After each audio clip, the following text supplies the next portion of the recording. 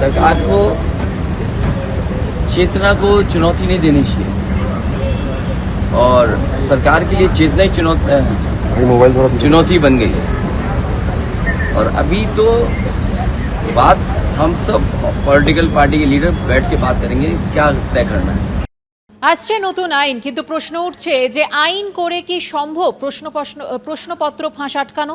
এইসব নাটক, এইসব আইওয়াশ, এইসব কিছুই হবে না। যে বিল পাস করে কি হবে? কিচ্ছু প্রমাণ হবে না, কোনো পেপার লিক ওইসব দেখানো। যদি একটা ওরা বলতে পারে যে হ্যাঁ 12 বছরে আমি এইটা করে দেখিয়েছি, যা বলেছি তা করেছি, আগে সেটা বলুক, তারপর আমরা ওকে ভরসা করব। বাবা, আইন ছিল না বলে ফাঁস হচ্ছিল নাকি দুর্নীতি করার জন্য ফাঁস হচ্ছিল? দুর্নীতি করার জন্য ফাঁস যদি হয় তাহলে আইন এনে সেটাকে ঠেকানো যায় না। দুর্নীতিগ্রস্ত লোকদের প্রশ্রয় দেওয়া বন্ধ করুন।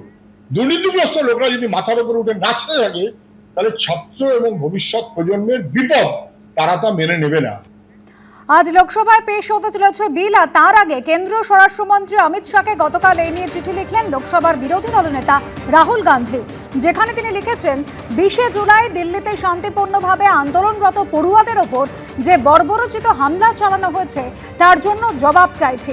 সবচেয়ে উদ্বেগজনক বিষয় হলো ছড়া গুলির ব্যবহার। চিঠিতে একাধিক প্রশ্নও রেখেছেন তিনি।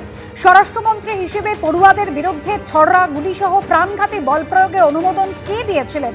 যদি কেউ না দিয়ে থাকেন তাহলে কেন ব্যবস্থা নেওয়া হবে না? সাদা পোশাকে লাঠি দিয়ে শিক্ষার্থীদের মারধর করতে যাদের দেখা গিয়েছে তারা কি পুলিশ নাকি স্বেচ্ছাসেবক? তাদের মোতায়েনের অনুমোদনই বা কে দিয়েছিলেন তা জানতে চেয়েছেন রাহুল গান্ধী।